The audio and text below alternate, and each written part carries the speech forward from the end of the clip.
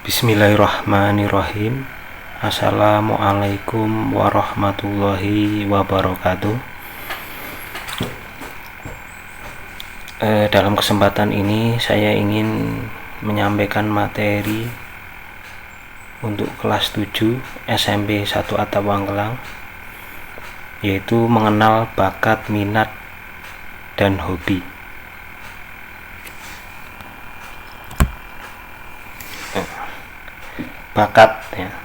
Bakat adalah anugerah Tuhan Yang Maha Esa kepada setiap manusia, berupa kemampuan dasar yang masih terpendam. Bakat masih berupa bibit atau bahan yang akan dikembangkan apabila didukung oleh lingkungan. Pengertian yang kedua, Tuhan menganugerahkan bakat kepada seorang dilengkapi minat. Jadi bakat adalah anugerah Allah yang diberikan kepada kita semua, dan hal itu kemampuan dan dasar masih terpendam. Bakat merupakan bibit yang berkembang jika didukung oleh lingkungan sekitar kalian. Nah, dalam hal ini juga Allah menganugerahkan bakat kepada setiap orang dan dilengkapi minat. Kemudian, minat adalah kecenderungan seorang atau rasa suka seorang terhadap sesuatu. Itu ya pengertian minat. Misalnya Irfan suka menyanyi. Contohnya Irfan suka menyanyi. Nah, itu adalah suatu minat, suatu kesukaan Irfan. Belum tentu minat itu adalah bakat. Nah, bakat itu dibawa sejak lahir, merupakan anugerah yang datang dari diri kita sendiri. Itu ya. Nah, di sini ada ciri-ciri minat menurut Slameto. Yang pertama, minat tidak dibawa sejak lahir, melainkan dibentuk dan dipelajari kemudian. Misalnya, kalian mempunyai minat menggambar sewaktu SD. Kalau minat kalian dilakukan terus-menerus, dimaksimalkan, nanti akan menjadi potensi. Itu ya. Yang kedua, minat dapat diekspresikan melalui suatu pertanyaan yang menunjukkan bahwa siswa menyukai suatu hal daripada hal itu lain. Misalnya, di dalam pikiran kita mempunyai angan-angan. Misalkan ada dua kesukaan, ada dua keminatan. Misalkan menyanyi dan menari. Nah, kemudian kalian pilih yang lebih condong, lebih berpotensi untuk kalian menguasai itu apa? Misalkan saya lebih suka menyanyi. Di dalam diri kalian, pikiran kalian, saya lebih suka menyanyi. Berarti kalau itu merupakan kesukaan kalian, kalian bisa kembangkan terus ya. Atau sebaliknya sebaliknya bahwa saya lebih suka menari, misalkan. Itu seperti itu. Kemudian yang ketiga, minat dapat dimanifestasikan melalui prestasi dalam suatu aktivitas ya.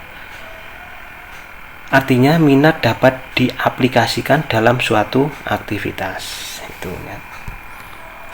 Kemudian potensi kemampuan yang mempunyai kemungkinan untuk dikembangkan. Selanjutnya hobi penting bagi seorang karena membawa arti yang sangat besar bagi kehidupannya.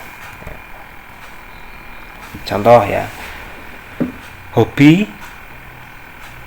merupakan kegiatan rekreasi yang dilakukan pada waktu senggang.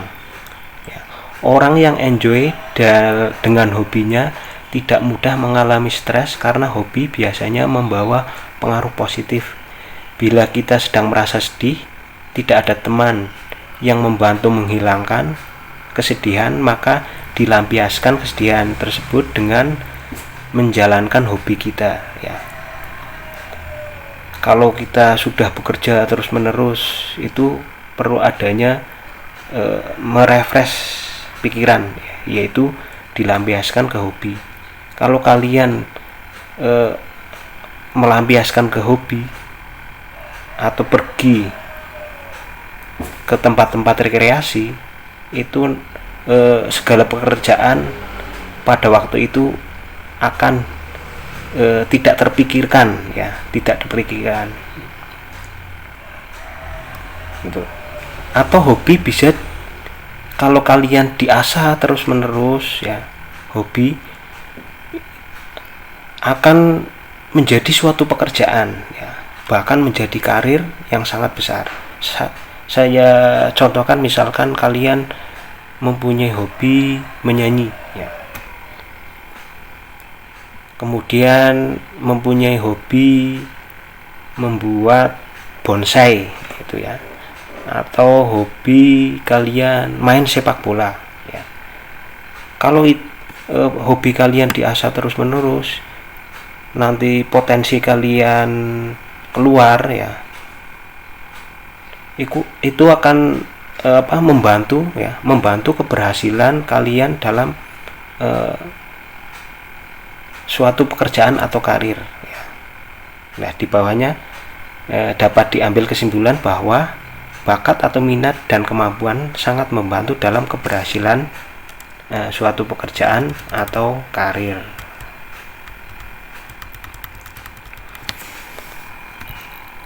Selanjutnya, ya, jadi gini, setiap orang pada dasarnya mempunyai kelebihan, ya. Setiap orang itu pada dasarnya mempunyai kelebihan. Setiap orang unik, ya, dengan kelebihannya masing-masing, ya. Kadang kita selalu berpikir tentang kekurangan-kekurangan kita, padahal di dalam kekurangan juga ada kelebihan. Kita belum tahu sebetulnya, ya, kelebihan kita dalam hal apa yang ada pada diri kita. Nah, di sini saya ingin menjelaskan cara menemukan bakat, ya. Mudah-mudahan kalian yang mempunyai bakat yang masih belum menemukan, ya, mudah-mudahan bisa menyesuaikan dari sekarang, ya.